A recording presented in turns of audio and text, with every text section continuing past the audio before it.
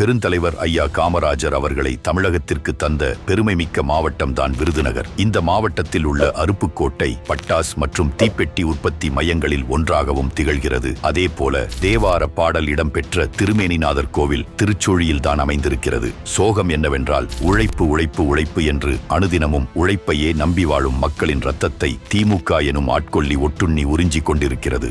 இந்த மாவட்டத்தில் கடந்த 2022 2025 வரை நடந்த வெடிவிபத்துக்களில் 89 பேர் பலத்த காயமடைந்து 134 பேர் இறந்தும் போயிருக்கிறார்கள். இதை தடுக்க இதுவரை இந்த திமுக அரசு ஏதாவது நடவடிக்கை எடுத்திருக்கிறார்களா என்று கேட்டால் கண்டிப்பாக இல்லை என்றுதான் பதில் வரும். மக்களின் உயிரை பற்றியெல்லாம் இந்த திமுகவினருக்கு அக்கறை இல்லை. இந்த பகுதியில் 2 அமைச்சர்கள் இருந்தும் விருதுநகர் மாவட்டத்திற்கு இதுவரை இவர்கள் செய்த நன்மைகள்.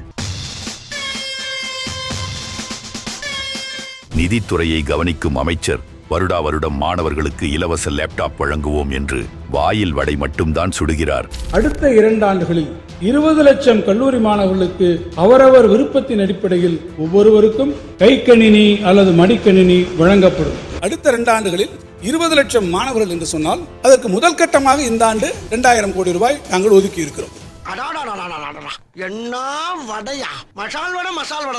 இப்படி பொய்யை மட்டும் பேசும் அமைச்சர் ஒரு பக்கம், வாக்களித்த மக்களை அவமதிக்கும் அமைச்சர் மறுபக்கம் பழங்குடியினரை அவமதிப்பதையும் மனு அளிக்க வரும் பெண்களை தாக்குவதையும் தான் தார்மீக பணியாக செய்து வருகிறார். இவருக்கு இதான் வேலை. கேட்டால் சமூக நீதி ஆட்சி என்று பிதற்றுவார்கள். கோரிக்கை மனுவோடு சென்ற தங்கள் பிரதிநிதியை உட்கார நாற்காலி கூட கொடுக்காமல் ஒருமையில் பேசி தீண்டாமை மனநிலையோடு நடந்து கொண்டதாக குறவர் இன மக்கள் கொதித்து போயுள்ளனர்.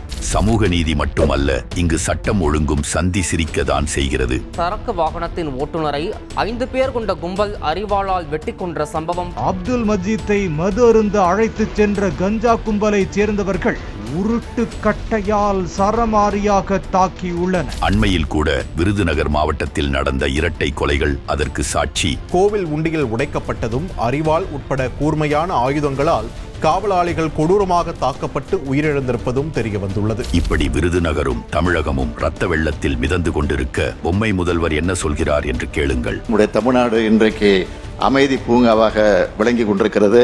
தம்பி, ஒரு மனுஷன் போய் பேசலாம், ஆனா ஏக்கர் கணக்கில் எல்லாம் பேசப்படாது. அதே போல எண்ணற்ற பல தேர்தல் வாக்குறுதிகளை விருதுநகர் மாவட்டத்திற்கும் கூறினார் முதல்வர். அதில் சிலவற்றை பார்க்கலாம். விருதுநகர் நகராட்சியை மாநகராட்சிகளாக உயர்த்துவதாக வாக்குறுதி அளித்தார். கைத்தறி நெசவாளர்களுக்கென தனி கூட்டுறவு வங்கி, நெசவாளர்களுக்கு கொள்முதல் மற்றும் விநியோக மையங்கள், கைத்தறி நெசவாளர்கள் சேமிப்பு மற்றும் பாதுகாப்பு திட்டத்தின் கீழ் உதவித்தொகை 1000 ரூபாயில் இருந்து 2000 ரூபாயாக உயர்த்தப்படும். கைத்தறி கூட்டுறவு சங்கங்களின் வட்டி விகிதத்தை 12% இருந்து 8% குறைப்பது என கொடுத்த வாக்குறுதிகளில் ஒன்றை கூட நிறைவேற்றாமல் டிமிக்கி கொடுத்திருக்கிறார். இதனால் விருதுநகர் மாவட்டத்தின் உயிர் மூச்சாக இருக்கும் கைத்தறி தொழில் பெரிய அளவில் பாதிக்கப்பட்டிருக்கிறது. நம் விருதுநகர் மாவட்டத்தை வாட்டி வதைத்துக் கொண்டிருக்கிறது திமுக. இந்த கேடுகட்ட திமுகவை வீழ்த்தி விருதுநகரின் வளர்ச்சிக்கு வித்திடும் தேசிய ஜனநாயக கூட்டணி ஆட்சி அமைய ஆதரவு அளிப்போம்.